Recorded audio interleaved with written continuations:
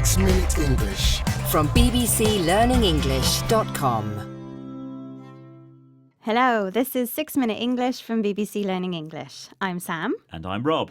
So, we're well into 2020 now. How are your New Year's resolutions going, Rob? Resolutions. You mean promises people make to themselves to stop or start doing something. I promised to start running and to stop eating biscuits and to give up alcohol for a month, but I failed on all of them. Oh dear. Yes, I lasted a few days and then I started to crumble. Yeah, well, you're not alone. Many people try to kick bad habits and get healthy when a new year begins. Their intentions, their plans to do something, are good. Yes, giving up drinking is particularly good to do, if only for the health benefits. Well, we'll be talking more about that as soon as I set up today's question. According to historians, which people were thought to be the first group to make New Year's resolutions? Was it the A. Romans, B. Native Americans, or C. Babylonians? I haven't got a clue, so I'm going to guess A, the Romans. Okay, Rob, I'll let you know if that was a good guess at the end of the programme. Now let's talk more about giving things up for New Year and specifically giving up alcohol. It's a time often called dry January. Dry refers to not drinking alcohol. It's not about the weather. And the beginning of the year seems like a good time to start doing something to improve your health. But it's easy to give in to temptation, isn't it, Rob? Oh, yes, and it's tough to give up drinking in the first place, as Millie Gooch, founder of the Sober Girl Society, knows. She spoke to BBC Radio 4's You and Yours programme and explained why it was hard to quit in the first place. I think it's the peer pressure and, it's just so expected of us. It's so ingrained in us. Alcohol is everywhere and it's not just alcohol itself. It's like alcohol merchandise. So, you've got Christmas jumpers that have been saying Prosecco, ho, ho, ho, and you can't buy a birthday card without it saying let the fun begin. It's just absolutely everywhere. It's so hard to avoid. So that's Millie, who's right when she says that in the UK at least, we sometimes drink because we give in to peer pressure. That's the influence a group of similar people have on you to behave like them. We want to be part of the group, so we copy what they do. And we are expected to do so because, as Millie said, drinking alcohol is ingrained in us. Well, in some cultures anyway.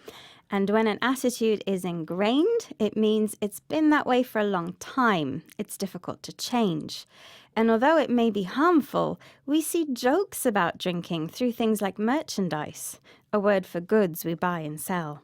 And Millie goes on to say we can buy jumpers that joke about the Italian sparkling wine called Prosecco, which say Prosecco ho ho ho.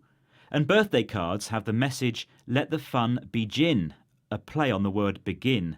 With all this social pressure, it's hard not to give in. And that's even worse when you're trying to fulfill your resolution not to drink. For Millie, enough was enough when drinking started to have a negative effect. And she had to do something about it. Let's hear from her again. I started realising that alcohol was actually really affecting my mental health. So I was getting that really bad hangover anxiety, that hangover fear and dread. And I kind of noticed that was permeating my everyday life. I was a binge drinker rather than an everyday drinker. So I just decided that, it wasn't suiting my life anymore and I wanted to give it up. So Millie there described the negative effects of a hangover. That's the sick and tired feeling you get after drinking too much alcohol. She also said she felt anxiety, and this feeling was permeating her everyday life. When something permeates, it spreads through something and influences every part of it. So drinking was affecting her everyday life, and it didn't help that she was a binge drinker. When you binge, you do something occasionally, but to extreme. Well, Millie managed to quit drinking and hasn't touched a drop since. There are many benefits to remaining sober. That means not being drunk.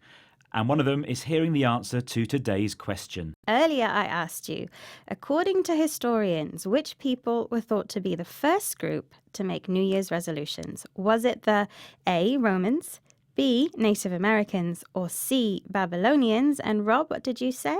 I had a wild guess and said it was the Romans. Sorry, Rob, you are wrong. Many historians think it was the Babylonians who made the first ever New Year's resolutions, about 4,000 years ago. According to the History.com website, at New Year, which they celebrated in mid-March, Babylonians made promises to the gods to pay their debts and return any objects they had borrowed. I wonder if they managed to keep their resolutions for longer than I did. Anyway, let's keep one of our regular promises to recap the vocabulary we've discussed today, starting with resolution. Which in the context of New Year's resolution is a promise to yourself to stop or start doing something. Peer pressure is the influence a group of similar people have on you to behave like them. Ingrained describes an attitude or idea that has been done in a certain way for a long time and is difficult to change. And merchandise is a word for goods we buy and sell. We also mentioned a hangover. That's the sick, tired and sometimes anxious feeling you get after drinking too much alcohol. And permeating describes spreading through something and influencing every part of it. Like the vocabulary in this programme, Sam. Thanks, Rob. And that's all for now. Bye-bye. 6 Minute English from the BBC. Hi everyone, we hope you enjoyed that video and thank you very much for watching. We have so many more just like it, so if you don't want to miss a single one, make sure to subscribe and we will see you regularly. Hope to see you soon. Bye guys.